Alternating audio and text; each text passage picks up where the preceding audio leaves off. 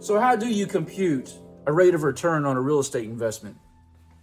I'm pianist and composer Lee Harbaugh. I'm a real estate investor and I'm a realtor in the state of Texas. And I've talked through this series about computing rates of return and how to compute different rates of return. We talked about a simple rate of return, which of course is the ending value minus the beginning value divided by the beginning value. And then we talked about compounding and annualized rates of return. So now I want to spend a little bit of time talking specifically about real estate returns and how to compute a rate of return on a real estate investment.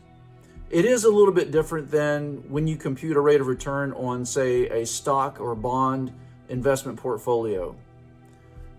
There are many other things in real estate that we have to consider that you don't have in things like stocks or bonds. For example, in real estate, we have maintenance expenses, we have capital expenses, we have interest, we have property tax. These are things that we have to incorporate or take into account when we're computing a rate of return on a real estate investment that we don't have to contend with if we're just trying to figure out a rate of return on a stock fund or a bond portfolio or something like that. So because of this, what we do in real estate is we actually break the real estate return up into two components.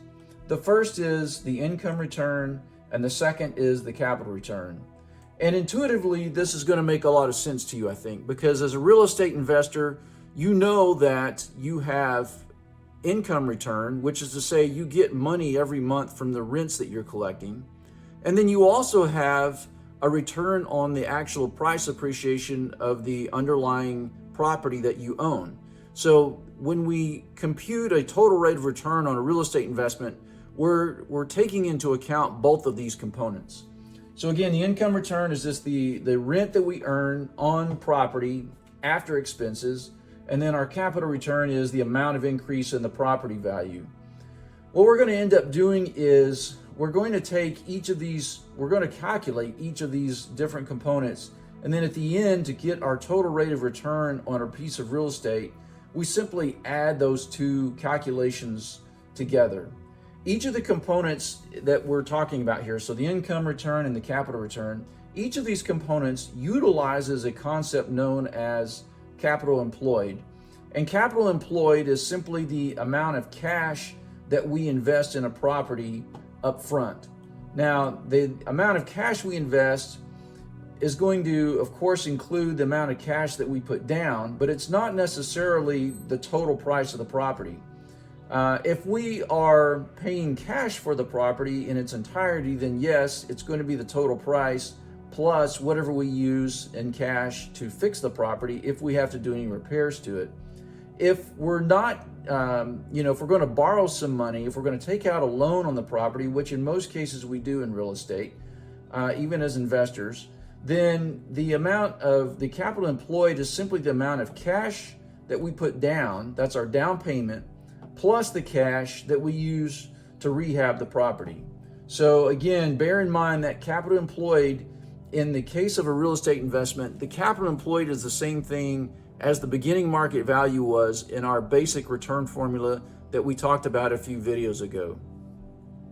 So let's take a look first of all at the income return. The income return on a piece of real estate is simply the income, which again is generally going to be the simply the rents that we are collecting on the property, minus any expenses, and to be specific, that's non-recoverable expenses. Those are things like maintenance, things that we have to do. If we have to paint the house, if we have to do things like buy small appliances. So I'm not talking about big things like roofs and foundation work that might have to be done, but if we have to do things like buy a new dishwasher, when we include that here as our non-recoverable expense. And then we also have to subtract out our interest. So again, this assumes that we take out a loan on the property. What is our interest expense? And then finally, what our property tax expense is on the property. Now, I will say here for a moment, if you live in a state, or it doesn't matter if you live in a state that has property taxes or not, if you're investing in a state that does not have property tax, then obviously you don't have to worry about the property tax component of this equation. On the other hand, if you're like me and you're in the state of Texas like I am, or another state where property tax is where you have to pay property tax, you are going to have to include the property tax as part of your equation and factor that into your equation as you're computing your total rate of return on the real estate investment. So again, this is income minus expenses minus interest minus tax divided by that capital employed, which I talked about a while ago.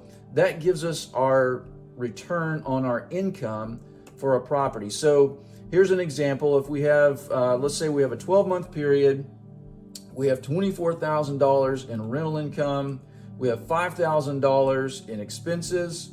Let's say we have $10,000 in interest that we're gonna owe through that year, through that 12-month period, and $6,500 in property taxes. And then let's suppose that we determined that our capital employed was $96,000. Again, to reiterate, that's the amount of cash that we put down plus any cash that we use to fix or repair the house. So now what is our total income return on this? We plug the numbers into the formula, take our $24,000 income, we subtract out the interest, we subtract out the taxes, we subtract out the expenses, divided by our capital employed, and what we come up with, of course, is 2.6%. So again, just to be clear, that is just our income return on this property. That's not our total return on this property. So then we take a look next at our capital return. Our capital return is simply the ending market value, which is represented by MV1 here in the formula, minus our beginning market value. And again, this is going to look somewhat familiar to you, because if you've watched the video on computing basic return, it's the same thing as our basic return. It's the ending value minus the beginning value. But again, here comes the difference. In real estate, we also have this capital expenditure that we have to take into account. So this is going to be things like replacing a roof, doing some kind of major structural repair to the property, something major that we are going to do on the property that we have to take out of, that out of our formula here. And then if we had any sales, this S is representing any sales proceeds from the property. If we're just analyzing a single property here, this S is going to be 0. And for most of you, and in most cases, the S is you could just ignore it. It's not gonna matter. The only time this really comes into play is if you're trying to analyze or compute a rate of return on a multi-unit. Well, multi-unit's not even the right word. It's really if you have multiple properties. So let's say you have a portfolio of real estate properties and you're trying to compute your return on the entire portfolio. You may have sold some of the properties during the period for which you're computing this return. If that's the case, then you have to take out the sales proceeds from this formula. So again, this is ending value minus beginning value minus any capital expenditures plus any sales proceeds that you had during the time period.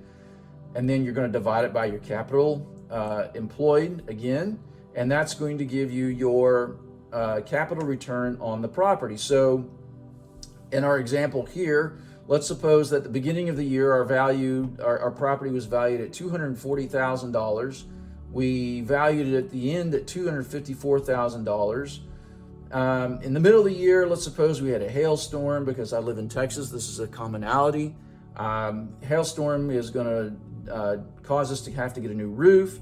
Now we had insurance on the property, so our new roof might only cost us somewhere around $5,000. I got to be honest with you. This example, when I wrote this, was a few years back. Today, I'm certain that this would cost a little bit more than $5,000, even as only paying my deductible, just because the cost of things of repairing homes has gone up so dramatically over the last couple of years. But just bear with me, this is just an example. So let's suppose we had $5,000 cost to replace the roof. We didn't have any sales proceeds. Our capital employed was the same as our previous example, which was $96,000. So again, we plug it all in. We have $254,000 at the end of the year, $240,000 at the beginning of the year. We subtract that, subtract our capital expenditures of $5,000, no sales, divided by our capital employed. And what we come up with is a capital return on this particular property of 9.38%. So having done that, now we've computed our capital return, we've computed our income return. All we have to do to figure our total return for this property is to add the two together. It's the income return plus the capital return. So we had our income return was 2.6%. Our capital return was 9.38%. That gives us a total rate of return on this property over this 12-month period of 11.98%. Okay, so there you go. In a nutshell, that's computing a rate of return on a real estate investment. And again, just bear in mind that it's a little bit different than computing a rate of return on other types of investments like stocks and bonds and commodities and things like that, because of the fact that you have these other components involved, like monthly maintenance expenses, you have property taxes and things like that you have to incorporate into it. All right, so now that we've walked through this and we've talked through, so far in this series, we've talked through all the various components that go into, determining what a good real estate investment is. The next thing that we're going to do in my next video and in my final video, I'm going to walk you through an actual real world scenario where I'm analyzing a property or a potential property as an investment. And so I'm going to be taking into account all the things that we've talked about so far in this series. Things like the appreciation rate in the area that we're looking at. Things like the monthly expenses. Things like how much it's going to cost to rehab the house, to fix it up. How much is it going to cost us? What do we think the market value is of the house when we purchase it? What do we anticipate the inflation rate to be? So what we're going to do is we're going to take all of these things, we're going to plug them into an Microsoft Excel worksheet that I have developed that helps me to compute basically compute what I anticipate the rate of return to be for a particular property. And I'll show you how I do this to analyze a property to determine whether or not it's the best investment for me. So be sure and stay tuned for that. I will see you soon.